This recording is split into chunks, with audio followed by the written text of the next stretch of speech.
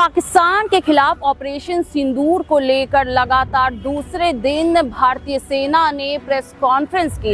इस दौरान आर्मी से DGMO lieutenant general Rajiv Ghai, उसके साथ ही नेवी ऑफिसर एएन प्रमोद और एयर मार्शल अवधेश कुमार भारती ने करीबन 32 मिनट तक महत्वपूर्ण जानकारी साझा की ऑपरेशन सिंदूर से जुड़ी। आपको बता दें कि इस दौरान एयर मार्शल अवधेश कुमार भारती ने कहा कि जिस तरह से आतंकवादियों ने भारत पर करारा हमला किया, हमने भी उन पर पलटवार किया, मगर इस बीच कूद पड़ी पाकिस्तान की सेना। हमारी लड़ाई पाकिस्तान के सेना के साथ नहीं थी, मगर पाकिस्तान के सेना ने आतंकवादियों का साथ दिया तो हमें भी उल्टा जवाब देना पड़ा। इसमें जो भी नुकसान पाकिस्तान को हुआ है, इसमें भारतीय दोषी नहीं है। Yesterday, we had a detailed brief on the successful joint operations that were carried out to destroy the terror infrastructure in Pakistan-occupied Jammu and Kashmir, as well as in Pakistan itself. We also iterated that our fight was with terrorists and their support infrastructure and not with Pakistan military. However, it is a pity that the Pakistan military chose to intervene and bat for the terrorists, which compelled us to respond in kind. दोस्तों, हमारी लड़ाई आतंकवाद और आतंकवादियों के खिलाफ थी। इसलिए 7 मई को हमने केवल आतंकवादी ठिकानों पर ही हमला किया था।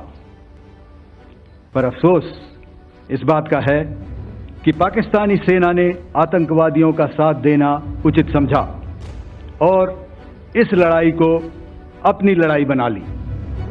इस परिस्थिति में हमारी जवाबी कार्यवाही अत्यंत आवश्यक थी और इसमें उनका जो भी नुकसान हुआ, वे खुद इसके लिए जिम्मेदार हैं।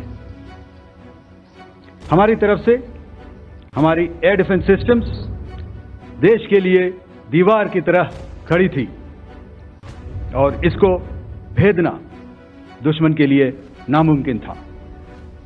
तो वही आपको ये भी बता दें कि इस दौरान लेफ्टिनेंट जनरल ने कहा कि हमें ऑपरेशन सिंदूर को समझने की ज़रूरत है, इसकी कार्रवाई को समझने की सही तौर पर ज़रूरत है, क्योंकि लंबे दौर से जो आतंकवाद की गतिविधियां हैं वो उसमें बहुत ही तब्दीलियां आई हैं।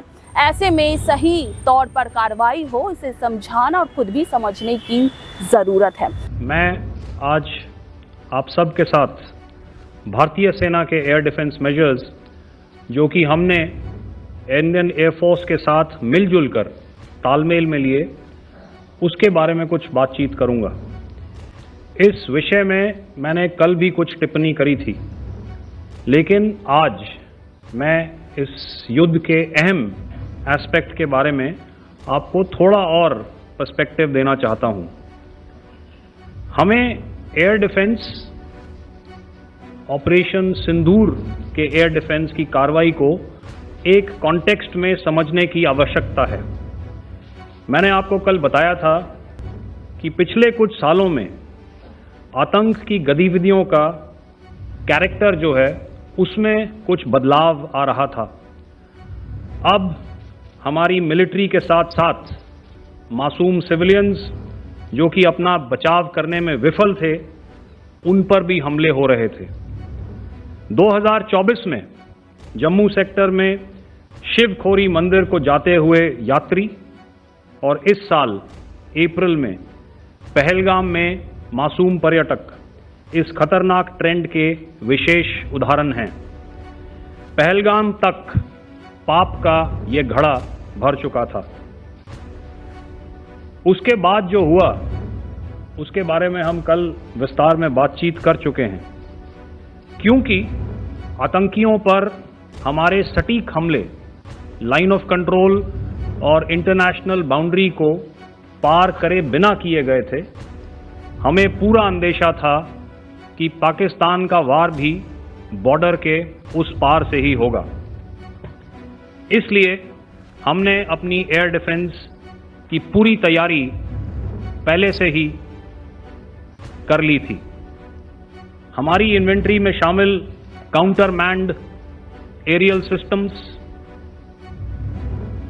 इलेक्ट्रॉनिक वॉरफेयर के साधन और एयर डिफेंस वेपन्स का इंडियन एयरफोर्स के इसी प्रकार के सिस्टम्स के साथ एक अनोखा मिश्रण किया गया। इसलिए आपने देखा कि जब जब पाकिस्तान एयरफोर्स ने हमारे एयरफील्ड्स और लॉजिस्टिक इंस्टॉलेशंस में 9 और 10 मई की रात को लगातार हमले किए, वो इस मजबूत एयर डिफेंस ग्रिड के सामने विफल हो गए। आपके सामने इस ग्रिड को एक तरीके से दर्शाया गया है। आप देख रहे हैं कि इंटरनेशनल बाउंड्री से कितनी layers, radars, counter unmanned aerial systems, उसके पीछे शोल्डर फायर्ड वेपन्स, हमारे विंटेज एयर डिफेंस वेपन्स जो कि काफ़ी सालों से हमारी सेना में हैं। एयर मार्शल भारती ने भी उसके बारे में बात करी। और लास्ट में हमारे modern air defence weapon systems. तो कोई मौका नहीं था कि पाकिस्तान एयरफोर्स ये मल्टी टियर डिफेंस को पार करके पीछे हमारी एयरफील्ड्स या लॉजिस्टिक इंस्टॉलेशंस को टारगेट कर पाए। आपको ये भी बता दें कि इस दौरान एएन प्रमोद यानी कि नेवी सेना की ओर से बताया गया कि 24 घंटे उनकी सेना अलर्ट मोड पर रही। उन्होंने लगातार जानकारियां दी, चाहे वो ड्रोन से जुड़ी हुई हो या फिर कोई भी अटैक से जुड़ी हुई, तो लगातार भारतीय सेना ऑपरेशन सिंदूर को अंजाम देने में डटी रही। इस दौरान बाकी सेनाओं ने क्या कुछ कहा, आइए सुनिए। To talk about the air defense capability, the Indian Navy operates as a composite network force capable of simultaneously addressing threats emanating from all domains, that is air, surface and subsurface, through amalgamation of advanced sensors synchronized on the combat management systems. In effect, the maritime force is able to ensure persistent surveillance, detection and identification for a comprehensive maritime domain awareness, including the airspace.